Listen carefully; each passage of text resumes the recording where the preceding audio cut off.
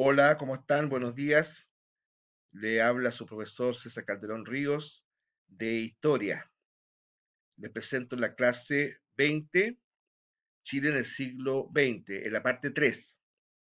¿Cuál es el objetivo? Comprender el proceso político, económico y social por el que atravesó Chile en el siglo XX. En esta clase, de forma específica, vamos a hablar de las últimas décadas del siglo XX, el nexo que tuvieron estas últimas décadas con el siglo XXI que estamos viviendo, los procesos por los cuales atravesó Chile, ¿verdad?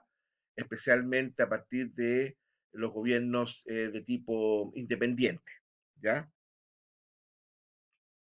Bueno, en primer lugar, ¿verdad? Hay que señalar que en nuestro país, durante el siglo XX, marcó fuertemente la, la agenda política, la Constitución de 1925, ¿ya?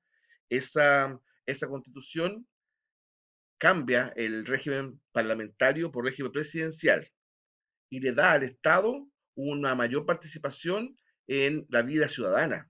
Piensen ustedes que la Constitución del 25, que todavía puede ser calificada como liberal, ya le entregó al Estado de Chile la responsabilidad de velar por el bienestar de la población.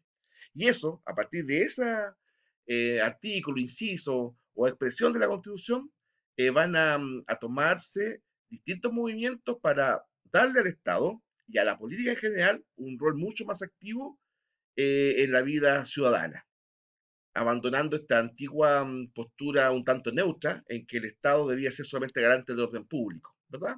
Bueno, acá vamos a ver gobiernos, ¿cierto? En el caso de los gobiernos revolucionarios, que van a llevar esa visión que ya se expresó bajo los gobiernos radicales, que se expresó a su manera bajo los gobiernos independientes, pero que acá va a tener una visión crítica, muy crítica de la sociedad, y la van a ver, o la van a intentar transformar, ¿ya? Como en el caso del gobierno de Eduardo Frei Montalva y el gobierno de Salvador Allende Goza. Bueno, se denominan gobiernos revolucionarios a aquellos que intentaron transformar sustancialmente nuestra sociedad a nivel estructural. Ello se evidenció a nivel económico, político, social y cultural, ¿ya? En el programa de gobierno de estos candidatos, ¿verdad? Eduardo Frei y Salvador Allende, venía una propuesta revolucionaria, es decir, de cambios estructurales. Bueno, esos cambios estructurales se van a hacer por vías distintas, sí. Eduardo Frei y su gobierno, cuyo énfasis, ¿verdad?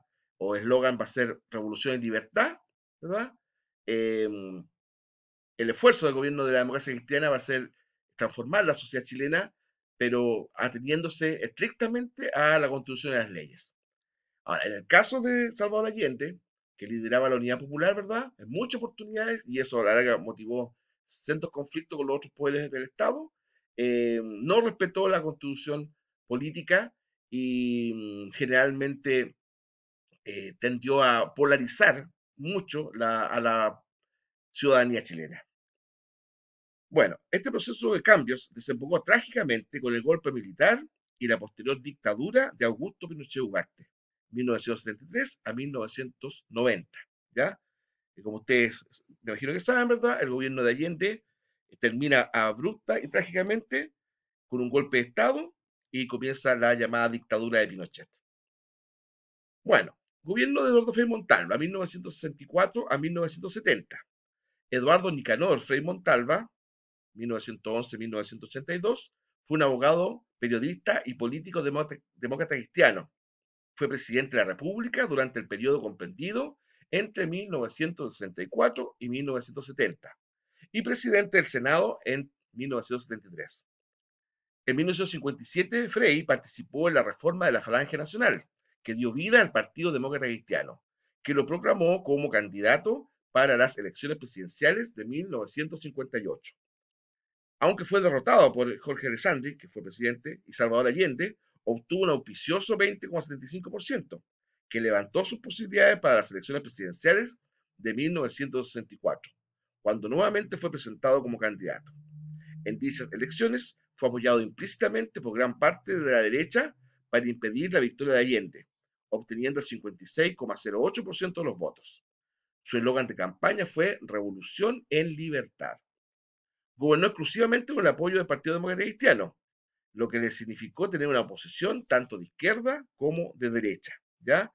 el gobierno, ¿verdad?, de Eduardo Frei Montalva proponía cambios, como vamos a ver después, en educación, en minería, en el tema agrícola, ¿ya? A pesar de que allá había habido una pequeña reforma agraria con Alessandri, pero fue una reforma muy pequeña, tanto así que acuérdense usted que se le llamó la reforma del macetero, ¿no es cierto? Porque implicaba muy pocas tierras. Bueno, Frei proponía una reforma más profunda en el tema agrícola. Bueno, y ofrecía hacer esos cambios respetando los derechos de todos. La, el eslogan de campaña fue Revolución en Libertad. En la clase pasada lo expliqué, pero lo voy a reexplicar para que les quede absolutamente claro, ¿ya, muchachos y muchachas? Bueno, ¿por qué, por ejemplo, gana Alessandri en el 58, verdad? Gana por una casualidad, ¿no es cierto? Acuérdense el tema de ese candidato, Fray, que se le llamó después Fray Catapilco, ¿no es cierto? El cura de Catapilco, que permitió estrechamente el triunfo de Alessandri. Bueno, Alessandri gobierna 6 años y ocurre que en los meses próximos a la elección de 1964 hubo una elección complementaria que en ese tiempo se estiraba, ¿verdad? En el caso que moría, por ejemplo, un diputado en ejercicio, se tenía que hacer otra elección ahí. Bueno, todos daban como seguro ganador al candidato de la derecha, el llamado Frente Democrático, que en ese momento agrupaba a liberales, conservadores y radicales, que también integraban, ¿verdad?, en ese momento el Frente Democrático. Pues bien, ante la sorpresa de todos, porque es una zona agrícola, ¿verdad?, que se auspiciaba un triunfo de la derecha, no ganó la derecha, ganó el Partido Socialista de la izquierda, y por un amplio margen. Su candidato era el diputado Oscar Naranjo, que era hijo del diputado fallecido en Transparencia, por eso que la prensa le llamó el naranjazo. Ocurre que el naranjazo provocó tanto miedo, tanto temor en la derecha de ese tiempo, liberales y conservadores específicamente, que acudieron sin ningún tipo de condición, lo cual hasta el día de hoy ellos lo consideran que fue un error, ¿verdad?, a apoyar al candidato de la democracia cristiana, el cual acepta ese apoyo, pero sin comprometerse para nada con la derecha. Él dijo incluso, yo no cambiaría una coma de mi programa ni por 1 millón de votos. ¿Ya? Entonces, a la elección de 1964, finalmente acudieron 3 candidatos. Eduardo Frei, apoyado por la democracia cristiana, el PADENA, Partido Democrático Nacional, e implícitamente por la mayoría de la derecha, ¿verdad? Candidato Salvador Allende Gossen, en su tercer intento, apoyado por la izquierda, y el Partido Radical no quiso quedarse candidato, ¿verdad? No apoyó a Frei, pero levantó su candidato propio, que fue Julio Durán, ¿ya? Que la verdad que era un saludo a la bandera porque Julio Durán no tenía posibilidades muchas de ganar. Bueno, gana Frey, ¿verdad? Con un 56,8%, 0,8% de los votos, y era la primera vez en el siglo XX que un candidato ganaba por mayoría absoluta. Es decir, no tenía que ser ratificado por el Congreso. Bueno, ahí tenemos 3 imágenes, la Falange Nacional, que originalmente era un grupo salido del Partido Conservador, ¿verdad? Y después la Falange Nacional se unió al llamado Partido Conservador Social Cristiano y fundaron la Democracia Cristiana.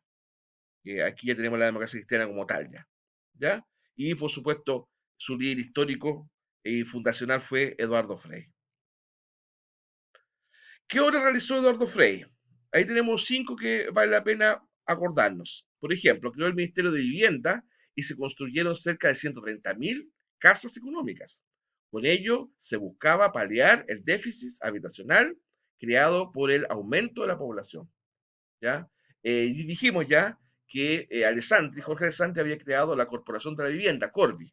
Bueno, a partir, ¿no es cierto?, de esa Corporación de la Vivienda, que tenía característica, ¿verdad?, de una repartición administrativa del Estado, bueno, Frei creó el Ministerio de la Vivienda, o sea, ya con rango ministerial.